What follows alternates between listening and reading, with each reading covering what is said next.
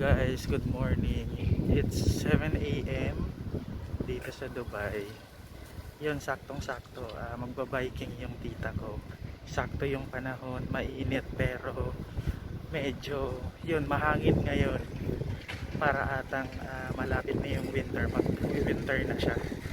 Ang sarap ng panahon ngayon kasi kahit na mainit, ang lakas ng hangin. Is gagamitin niya ngayon yung bago niyang bike.